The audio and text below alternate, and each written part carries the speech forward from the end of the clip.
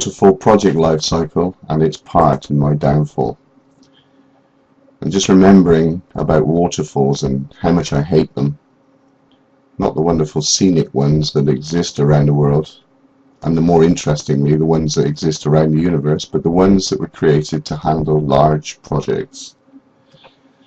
Since the time I was involved in software development management, I was always interested in the very basics of what was being done to create the final desired application. When I worked in the industry, many project life cycles were studied, and I was fascinated by the whole process of trying to get to the very basics of what we were trying to do. My unfortunate experience in this was I became over-pragmatic. After all, I was always bringing in new ideas and technologies, and felt I should be to fit the image of the creative geek I aspired to be. It was unfortunate because I also had to manage lots of projects. The resourcing and development of them in what was deemed to be the most appropriate life cycle in the financial services at the time, the waterfall life cycle. Add to that the burden of administering a quality standards model to what I regarded as subjective as a painting, the ideas and technologies arriving at an increasing pace. I should add that the waterfall life cycles that came out of it were strange models.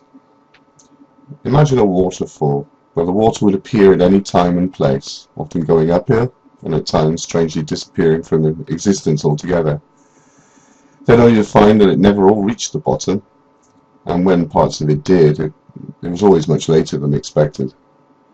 Water never on budget or in time. So I hated waterfall life cycles. To me, they were serial representations of fuzzy understanding, well defined in a quality manual, but never really understood by anyone caught in them. So with my failings to reach any budgetary objectives and earning myself layers of stress, I failed to achieve any control of the project life cycle at all. All sorts of project life cycles were studied. I researched books, manuals, even research papers. When the internet began showing its promise through the bulletin boards, a whole new world opened up again. I made up quite a few along the way, found others to discuss it who were unfortunate enough to display any interest in the subject at the time, but never really got to the bottom of it. I always felt I needed a cerebral upgrade and plenty of time, but both of these gifts evaded me.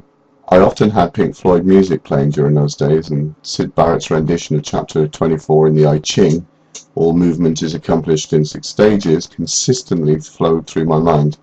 It always seemed to connect with some part of the concept I was after, but obviously without all the need to initiate any divination.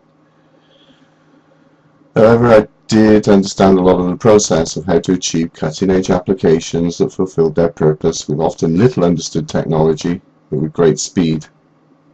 I had a lot of pride with this, and it did earn me a reputation for it, I guess. I remember many weekends with no sleep until something had been created. Once it was a whole Christmas holiday, possibly with no sleep. I wasn't really watching.